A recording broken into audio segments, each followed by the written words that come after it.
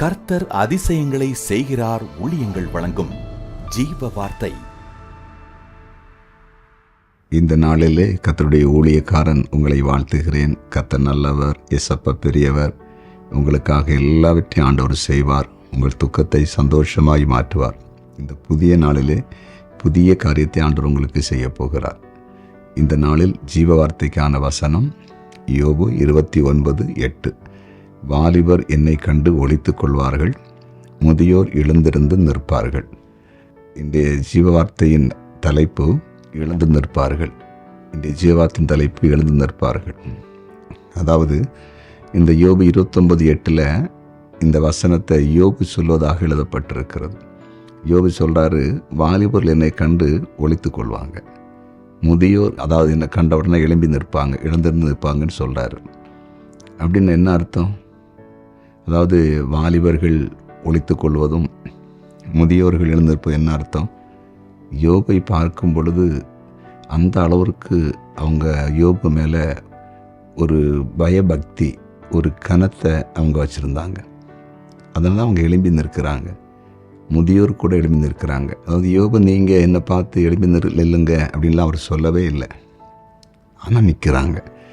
அந்த அளவுக்கு யோபை ஒரு செல்வாக்கு படைத்த மனிதராக தேவன் வைத்திருந்தார், ஆண்டவர் வைத்திருந்தார். இன்றைக்கு உங்களோடு ஆண்டவர் பேசுகிறார். அதாவது பரிசுத்த வேதாகமத்தில் இப்படி ஒரு மனிதனை ஆண்டவர் வைத்திருந்தார் என்று சொன்னால் ஏன் உங்களை அப்படி வைக்க முடியாதா? மற்றவங்க உங்களை பார்த்து எழுந்து நிற்கத்தக்கதான ஒரு உயர்ந்த ஸ்தானத்தில், ஒரு நல்ல வேலையில், நல்ல உயர்ந்த ஒரு இடத்துல, ஒரு பெரிய தொழிலதிபராக அல்லது ஒரு தெய்வ ஊழியக்காரராக, ஒரு தீர்க்கதரிசியாக, ஒரு செல்வாக்குள்ள மனிதனாக, மனுஷியாக ஏன் உங்களை ஆண்டவரால் வைக்க முடியாதா? கண்டிப்பாக வைக்க முடியும்.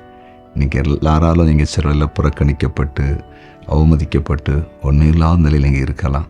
உங்கள் சூழ்நிலையை ஆண்டவர் இன்று முதல் மாற்றி அமைக்கப் போகிறார். உங்களை பார்த்து மற்றவர்களும் நிற்கத்தக்கதாக சூழ்நிலையை கர்த்தர் மாற்றி அமைக்கப் போகிறார். விசுவாசிப்பீங்களா? உங்களுக்காக அடியேன் கர்த்தரை நோக்கி ஜெபிக்க போகிறேன், ஆண்டவர் நோக்கி ஜெபிக்க போகிறேன். ஜெபிப்போமா? ஜெபிக்கலாம். எங்கள் அன்பு ஆண்டவரே, இந்த நேரத்துக்காக உம்மை நன்றியோடு நான் ஸ்தோத்தரிக்கிறேன், துதிக்கிறேன். உம்முடைய வார்த்தை கேட்ட ஒவ்வொருவரையும் நீர் கண்ணோக்கி பாரும். ஒவ்வொருடைய வாழ்க்கையிலும் அற்புதம் நடக்கட்டும். ஒரு உயர்ந்த உன்னதமான நிலைக்கு ஒவ்வொருவரும் நீர் கொண்டு வரும்படியாய் ஜெபிக்கிறேன்.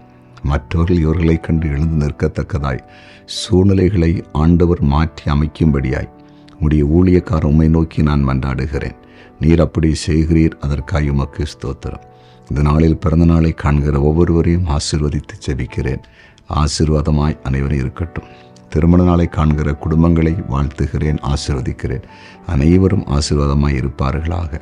குறிப்பாய் வியாதிப்பட்டவர்களை இப்போது கரத்தை வைத்து சுகமாக்குங்கப்பா. இப்பொழுதே சுகமாகட்டும் என்று ஜெபிக்கிறேன். குறிப்பாய் ஆண்டவரை ஜெப குறிப்புகளை கமெண்டில் அனுப்பியிருக்கிறேன். ஒவ்வொருவருக்காக நான் மன்றாடுகிறேன்.